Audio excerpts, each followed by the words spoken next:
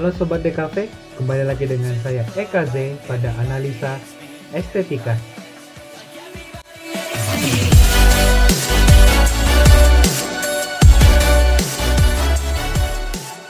Perkenalkan, nama saya Fabianus Evan Kotarojuno dengan nomor induk mahasiswa 1601213018 dari jurusan Desain Komunikasi Visual Fakultas Industri Kreatif. Pada kali ini, saya akan mengajak teman-teman sekalian untuk menganalisa lebih dalam. Apa sih itu? 4 teori analisa estetika menurut Edmund Blur Feldman, atau yang biasa dikenal dengan nama Mr. Feldman.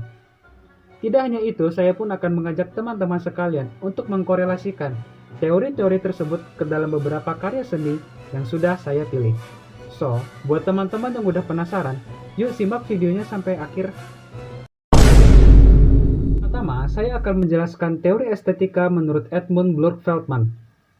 Feldman dalam bukunya berjudul Art as Image and Idea pada tahun 1967 menjelaskan bahwa estetika merupakan bagian dari pengetahuan indrawi yang mengacu kepada kesan dan pesan atau cita rasa terhadap karya seni atau yang biasa dikenal dengan nama apresiator.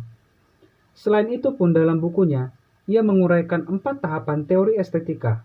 Di antaranya adalah tahap deskripsi. Tahap deskripsi merupakan pendeskripsian biodata karya, seperti latar, pembuatnya, tempat pembuatnya, medianya, bahkan hingga tanggal kapan karya itu dibuat. Kemudian, tahap formal merupakan penjelasan seluruh unsur visual karya, segala yang fisik ada di dalam karya itu. Dan kemudian, tahap interpretasi merupakan penafsiran makna karya. Tentunya dalam setiap karya seni akan ada beberapa sudut pandang yang berbeda dari tiap-tiap opini individu yang menilai. Kemudian, adapun tahap penilaian, yaitu kesimpulan karya. Kita di sini menyimpulkan makna dari karya tersebut, suka atau tidak sukanya kita terhadap unsur visual ataupun karya itu. Number 1. Persistence of Memory karya Salvador Dali. Seperti yang teman-teman ketahui, lukisan fantasi ini dibuat oleh seorang artis surrealis yang cukup kontroversial, yaitu Salvador Dali. Ia berasal dari Spanyol dan lahir pada tanggal 11 Mei 1904. Konon, pada masanya, karya surrealis masih terkesan langka dan belum dikenali oleh banyak masyarakat. Sebab, sebagian besar artis pada saat itu cenderung membuat banyak karya realis dibanding dengan fantasi fiksi.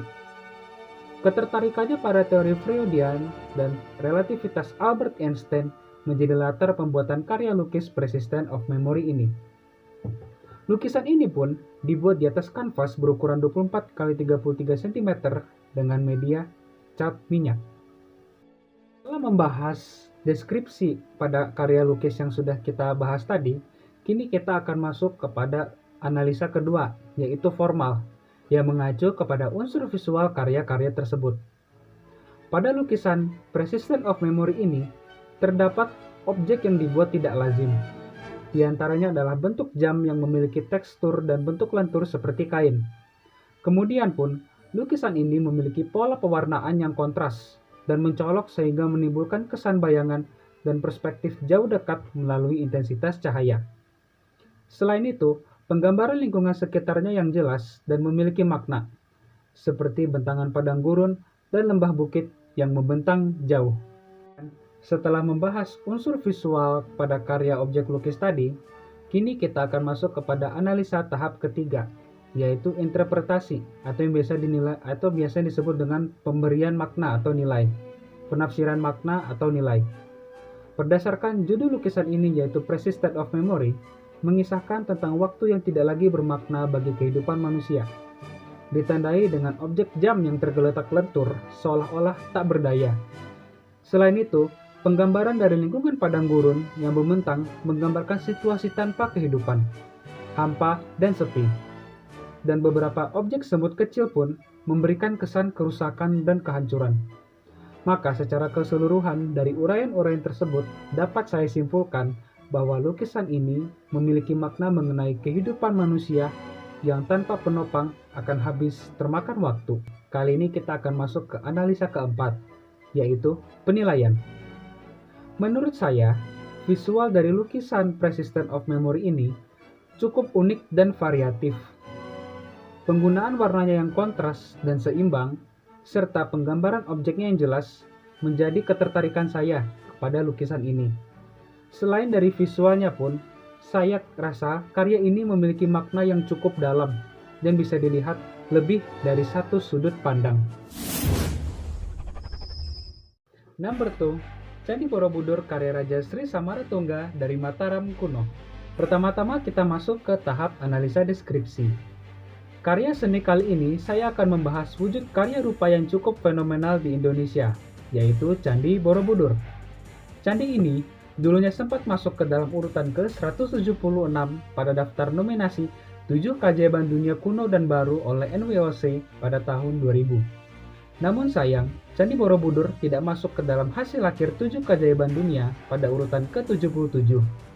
Meski demikian, Candi Borobudur telah ditetapkan sebagai situs warisan budaya yang diakui oleh UNESCO sejak tahun 1991. Dari sejarah pembangunan dan beberapa bukti yang tercatat pada relief candi ini, diduga bahwa Candi Borobudur ini sudah dibangun sejak tahun 750 Anno Domini, pada masa pemerintahan Kerajaan Mataram kuno. Diduga pula sosok yang berkontribusi dalam membangun candi ini adalah Raja Sri Samaratungga sendiri, dari Kerajaan Mataram. Yang nantinya, candi ini tertimbun oleh tanah, dan ditemukan kembali oleh Sir Stamford Raffles pada tahun 1914 di Semarang, sekitar desa Bumi Segoro, Kresidenan Magelang. Candi ini berbahan dasar dari bebatuan pahatan dengan ukuran mencapai 2.500 meter persegi. Setelah membahas tahap analisa deskripsi pada objek Candi Borobudur, kali ini saya akan menjelaskan pada tahap analisa kedua, yaitu formal, menjelaskan tentang unsur visual yang ada pada objek karya seni candi ini. Dari visual bentuknya, candi ini sangat identik dari bentuk dan pola reliefnya yang simetris. Dapat dilihat dari pola arsitektur bangunan candi yang masing-masing buah memiliki atap beruncing dan tersusun secara rapi dari bawah hingga memuncak ke atas. Selain itu pun, keunikan pada Candi Borobudur ini juga terletak pada reliefnya yang terukir pada masing-masing tingkatan yang menggambarkan suatu kisah, ajaran, serta nilai kehidupan dalam agama Buddha. Setelah membahas unsur visual yang ada pada objek Candi Borobudur ini, kali ini saya akan menjelaskan tentang interpretasi atau pengambilan makna dari objek Candi Borobudur ini. Pada objek Candi Borobudur ini terdapat dua relief yang masing-masingnya mengisahkan tentang suatu ajaran dan sejarah agama Buddha. Pada bagian dinding candi menggambarkan tentang kisah Karma Wibangga, yaitu kehidupan dan perilaku lingkungan hidup manusia. Kemudian, pada bagian atas candi terdapat relief Jataka, yang mengisahkan tentang kehidupan Sang Buddha yang sebelum menjadi dewa, lalu ada manusia dalam berbagai profesi, dan juga hewan. Pada tahap analisa terakhir, yaitu penilaian berdasarkan sudut pandang saya. Menurut saya, candi ini memiliki pola struktur bangunan yang unik, dan reliefnya yang lengkap, mengisahkan tentang suatu ajaran Buddha dan juga nilai-nilai kehidupan, sehingga kita tidak hanya dibuat takjub oleh struktur dan relief candinya saja, tetapi pun oleh makna atau ajaran di balik reliefnya. Number 3, Patung David karya Miguel Angel Buonarroti atau yang biasa dikenal dengan nama Michelangelo. Pertama-tama kita akan masuk pada tahap deskripsi. Sejarah pembuatan patung ini dilatari pada tren kekatolikan masa Romawi modern di daerah Eropa. Sehingga banyak seniman berlomba-lomba untuk membuat karya seni bertemakan tokoh Alkitabiah atau Katolik. Salah satunya adalah Miguel Angel Buonarroti. Ia terinspirasi untuk membuat karakter Daud dari Alkitab 1 Samuel ayat 17 ayat 37 dan 45 sampai 47. Sejak tahun 1501 sampai 1504. Pada patung ini, ia menggambarkan keadaan Daud yang sedang melawan Goliat. Patung ini ia buat dari batu pahat marmer setinggi 5,17 meter. Berdasarkan cerita sejarah, Miguel Angelo membuat patung David ini sebagai bentuk pesanan dari Opera del Duomo untuk persembahan di Katedral Florence pada tahun 1501. Setelah kita membahas deskripsi dari objek patung David ini, kita kemudian akan membahas unsur visualnya yaitu pada tahap formal. Ciri khas yang menjadi keagungan dari karya patung ini terletak pada struktur tubuh dan anatominya yang proporsional dan seimbang. Selain dari pose tubuhnya, patung ini pun cukup menakjubkan. Dari detail wajah, rambut, serta bentuk lekukan tubuh yang persis mirip seperti objek hidup. Kemudian, kita akan masuk pada tahap interpretasi atau penafsiran makna dan nilai yang terkandung dari objek karya seni patung David ini.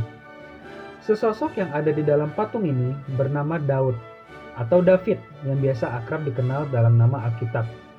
Sesosok Daud pada patung ini digambarkan bertubuh mungil dan sederhana yang sedang bersiap melawan keperkasaan prajurit Filistin yaitu Goliat. Makna dari karya patung ini mengajarkan kita bahwa keberanian dapat mengalahkan sesuatu yang jauh lebih besar daripada kita. Artinya, dengan mental dan keberanian, kita tentu dapat melakukan hal-hal yang terkesan mustahil, seperti dalam kesulitan dan dalam berbagai masalah. Number 4, Wild Bull Hunting, karya Raden Saleh. Pertama-tama kita akan masuk kepada tahap deskripsi.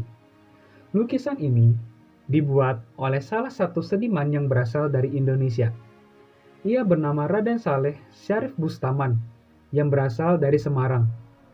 Ia merupakan bangsawan Indonesia yang mendapatkan kesempatan untuk bersekolah seni hingga ke Eropa. Seluruh lukisannya itu selalu menggambarkan tentang suatu kegiatan umum yang dilakukan oleh masyarakat Jawa. Sehingga tak heran ia dijulukan sebagai seniman romantisme Indonesia.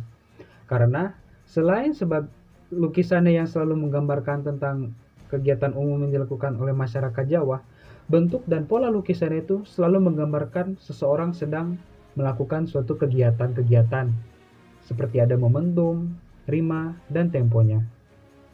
Lukisan ini dilukis dengan cat minyak di atas kanvas dengan ukuran 1,10 x 1,85 meter. Setelah tahap deskripsi yang telah kita bahas tadi, kali ini saya akan masuk kepada tahap kedua analisa estetika yaitu formal, yang menjelaskan tentang unsur visual pada lukisan ini. Pada karya lukisan ini, kita akan diperlihatkan pada suatu penggambaran objek yang menimbulkan ritme pergerakan, seperti pada kerusuhan pemburu yang terseruduk banteng, hingga penggambaran pakaian dan postur tubuh pemburu yang tidak kaku, membuat kita seolah-olah terbawa kepada suasana kacaunya. Selain itu, ritme pergerakan dan suasana pada karya lukis ini pun kita dihadapkan pada latar belakang lukisan dengan kondisi cuaca yang menunjukkan hari menuju petang, dan cakrawala rumput yang bergoyang-goyang, serta bayangan gunung dari kejauhan. Kemudian, kita akan masuk pada tahap analisa ketiga yaitu interpretasi atau pengambilan makna, penafsiran makna dari objek karya lukis ini.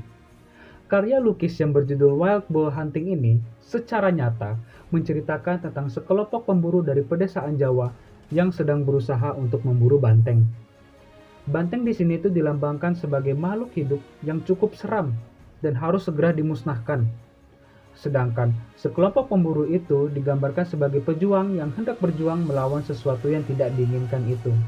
Oleh karena itu, makna atau penafsiran makna dari objek karya lukis Wild Bull Hunting ini mengajarkan kita bahwa untuk mencapai sesuatu yang kita inginkan, yaitu cita-cita arwah harapan, diperlukan suatu kerja keras, bahkan pengorbanan yang harus mempertaruhkan segalanya.